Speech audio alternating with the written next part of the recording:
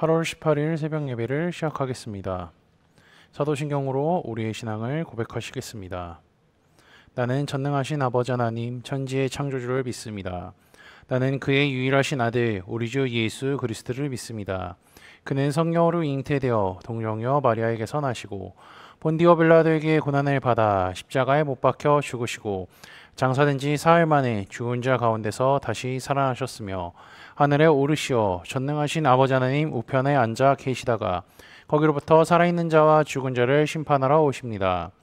나는 성령을 믿으며 거룩한 공교회와 성도의 교제와 죄를 용서받는 것과 몸의 부활과 영생을 믿습니다. 아멘. 다 함께 찬송가 420장 찬양하시겠습니다.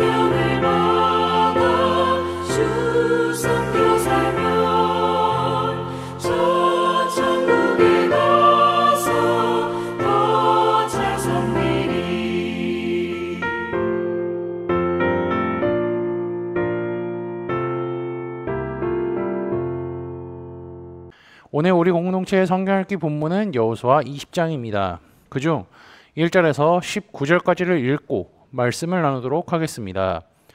여호와께서 여호수아에게 말씀하여 이르시되 이스라엘 자손에게 말하여 이르기를 내가 모세를 통하여 너희에게 말한 도피성들을 너희를 위해 정하여 부지 중에 실수로 사람을 죽인 자를 그리로 도망하게 하라.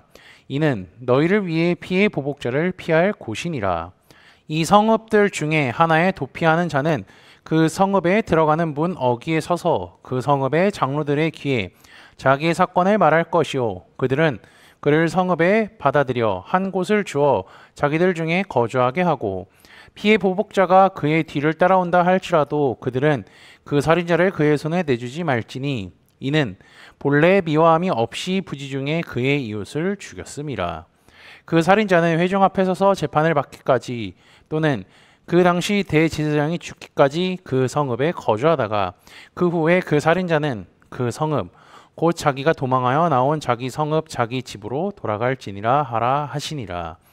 이에 그들이 납달리의 산지 갈릴리 게데스와 에브라임 산지의 세겜과 유다 산지의 기랏 아르바 곧 헤브론과 여리고 동쪽 요단 저쪽 루벤 지파 중에서 평지 광야의 베셀과 갓 지파 중에서 길르한 라목과 므낫세 지파 중에서 바산 골란을 구별하였으니 이는 곧 이스라엘 모든 자손과 그들 중에 거류하는 거류민들을 위하여 선정된 성읍들로서 누구든지 부지 중에 살인한 자가 그리로 도망하여 그가 회중 앞에 설 때까지 피해 보복자의 손에 죽지 아니하게 하기 위함이라. 아멘. 하나님께서는요 여호수아에게 제비를 뽑게 하시어 땅 분배를 시키셨습니다. 그는 대제사장, 지파의 족장들이 함께 모인 자리에서 제비를 뽑았죠. 하나님께서 주신다고 약속하신 땅에 무사히 도착하였고 큰 그림에서 볼 때에는 정복 전쟁도 마무리되는 것 같습니다. 이제 제비를 뽑으니까 뽑히탕을 보고요. 좋아하는 지파도 있었고요. 좋아하지 않은 지파도 있었습니다. 그러나 이스라엘은요, 기억해야 할 것이 있죠. 땅의 좋고 나쁨은 중요하지 않는다는 사실입니다. 그럼 중요한 것은 무엇일까요? 각 지파의 기업으로 주신 땅은요, 하나님께서 주신 것이며 그분이 모든 것을 책임져 주실 것이기 때문에 살아갈 땅을 주신 하나님께 감사하며 살아가야 하며 아직 쫓아내지 못한 가나안 원주민들을 마저 쫓아내야 합니다. 그리고 이제 땅 분배가 마쳤다는 것은요, 크게 봤을 때 이제 이스라엘 전체가 해야 할 일들이 아니라 각 지파별로 해야 할 일들이 남아 있고요. 굵직한 일은 다 처리되었음을 의미합니다. 이런 큰 일이 처리되었다는 것이 기록된 후에 나오는 본문의 내용이 도피성에 관한 것입니다. 도피성에 관한 내용은 출애굽기 21장 12절에서 14절, 민수기 35장 9에서 15절에도 나옵니다. 십계명을 받은 후에 하나님께서는 모세를 통해 이스라엘 백성들에게 도피성을 주셨던 것 같은 맥락으로 여호수아에게도 도피성을 이제 허락하시죠. 하나님께서 도피성을 주신 이유는 무엇일까요? 여호수아 20장 3절입니다. 부지 중에 실수로 사람을 죽인 자를 그리로 도망하게 하라. 이는 너희를 위해 피의 보복자를 피할 곳이니라. 부지 중에 실수로 사람을 죽인 자를 위하여 만들어 주셨다는 겁니다. 원래 살인을 저지른 사람은요, 돌로 쳐 죽이게 되어 있지만 일부러 죽인 게 아닌 실수로 사람을 죽이게 됐다면요, 그 사람 안에는 억울함이 있기 때문입니다. 그렇지만 살인을 저질렀다는 사실은 사라지지 않기 때문에 피해 보복을 받을 수밖에 없는 거죠. 이러한 사람은 도피성으로 어서 가야 합니다. 그 성에 도착하면요, 가장 먼저 장로들에게 자신의 일을 고백해야 하죠. 그리고 나서는 이제 성을 들어가야 합니다. 그리고 그 안에 사는 자들은요, 그의 잘못을 들었다면 즉시 그 성 안으로 들여보내줘야 합니다. 이렇게 성 안으로 들어가게 되면요, 피해 보복자가 따라온다 할지라도 그를 보내줄 수가 없습니다. 왜냐하면 미워함 없이 부지 중에 사람을 죽였기 때문이죠. 게다가 그 살인자는요, 회중 앞에서 재판받을 때까지 안전하게 보호됩니다. 그리고 재판을 통해 무죄가 입증되면요, 고향으로 돌아갈 수 있게 되는 거죠. 물론 다른 방법도 있습니다. 당시에 대제사장이 죽게 되면 그는 자기 집으로 돌아갈 수가 있는 거죠. 이렇게 부지 중에 살인을 저지른 자를 대하여서 하나님께서는 도피성을 만들어 피할 길을 열어주시죠. 그리고 이것은 또 다른 의미로 보면요, 죄를 용서할 방법을 알려주시는 것과 같습니다. 도피성은요, 요단 동쪽에 3개, 서쪽에 3개가 있었습니다. 그리고 조건이 있습니다. 첫 번째는요, 누구나 찾아올 수 있는 높은 곳에 있어야 합니다. 그리고 그 성읍에 갈 길을 만들어 놔야 합니다. 게다가 사람들이 들어가기 쉬워야 하죠. 그리고 마지막으로요, 그 성 안에서는요, 차별이 없어야 합니다. 도피성은 구별된 곳입니다. 하나님께서 부지 중에 살인을 저지른 사람을 위해 만들었기 때문이죠. 심판하기 위해 만든 것이 아니라 살려주고 구원해주기 위해 만들었다는 사실을 잊지 말아야 합니다. 도피성에서 나오는 방법은 먼저 무죄 판결이 나와야 한다고 했죠. 죄 판결을 할 수 있는 사람은 하나님께서 세우신 대제사장입니다. 대제사장은요, 하나님의 대리인이라고 할 수 있는 거죠.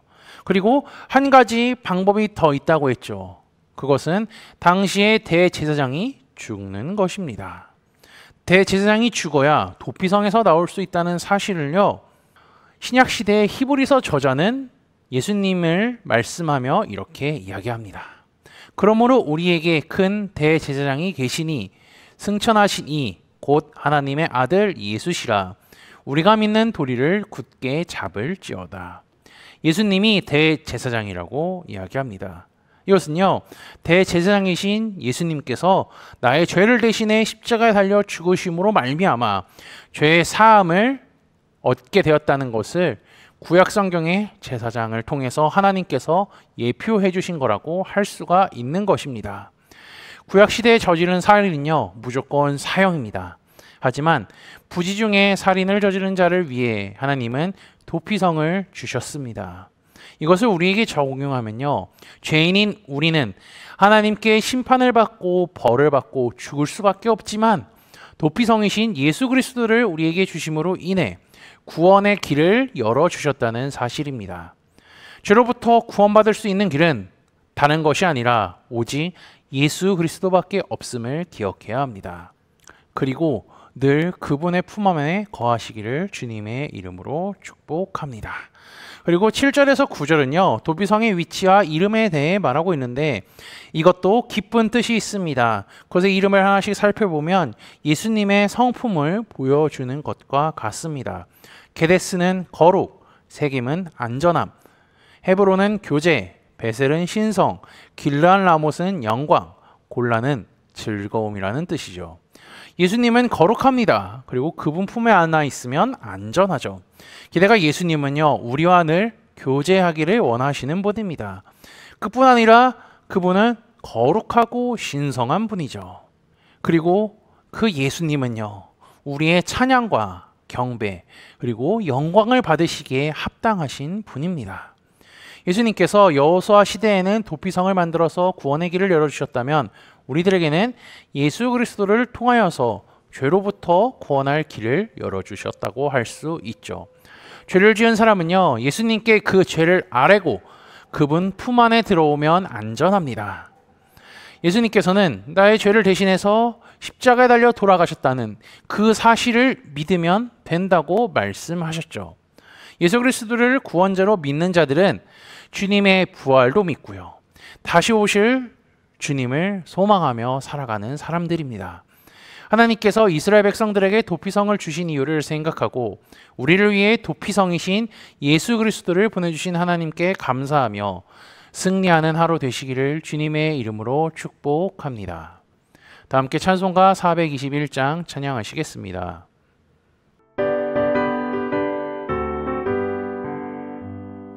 내가 예수 믿고서 죄사함 받아 나의 모든 것 다 변했네. 지금 내가 가는 길 천국길이요 주의 피로 내 죄가 씻겼네. 나의 모든 것 변하고 그 피로 구속받았네. 하나님은 나의 구원 되시오니 내게 정죄함 없겠네. 주님 맑은 빛 되사 어둠을 지니 나의 모든 것 다 변했네. 지금 내가 주 앞에 온전케 됨은 주의 공로를 의지함일세. 나의 모든 것 변하고 그 피로 구속받았네. 하나님은 나의 구원 되시오니 내게 정죄함 없겠네. 내게 성령 임하고 그 크신 사랑 나의 맘에 가득 채우며 모든 공포 내게서 물리치시니 내 맘 항상 주 안에 있겠네. 나의 모든 것 변하고 그 피로 구속받았네. 하나님은 나의 구원 되시오니 내게 정죄함 없겠네. 다 함께 기도하시겠습니다. 이 세상을 창조하시고 다스리시는 하나님 아버지, 하나님께서 다스리시는 세상 속에서 믿음으로 살아갈 수 있게 하심에 감사합니다. 죄로 인해 세상은 추악하고 더러워졌지만 하나님을 믿는 믿음으로 살아가게 하시고 빛과 소금의 역할을 감당할 수 있게 하심에 감사합니다.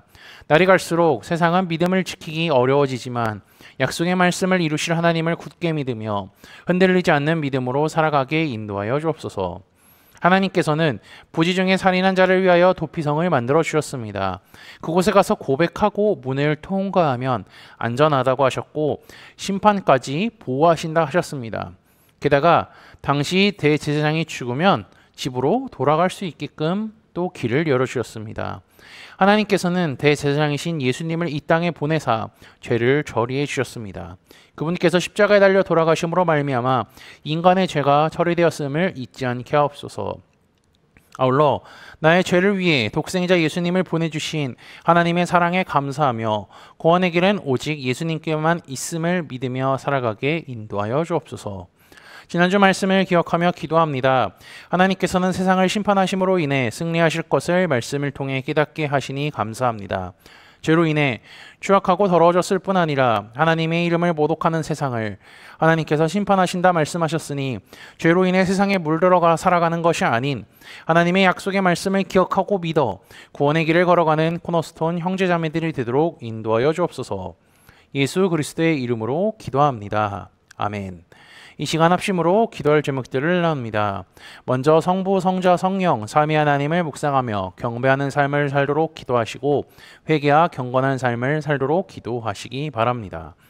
교회를 이끌어 가시는 사랑하는 담임 목사님과 사역자들을 위해 기도해 주시기 바라며 9월부터 진행될 성경 공부와 목회자 세미나를 위해 9월에 진행되는 가을 수련회를 위해 소그룹원들을 위해 환우의 건강과 회복을 위해 각자 가지고 계신 기도의 제목들을 놓고 기도하시길 바라며 오늘도 주 안에서 승리하십시오.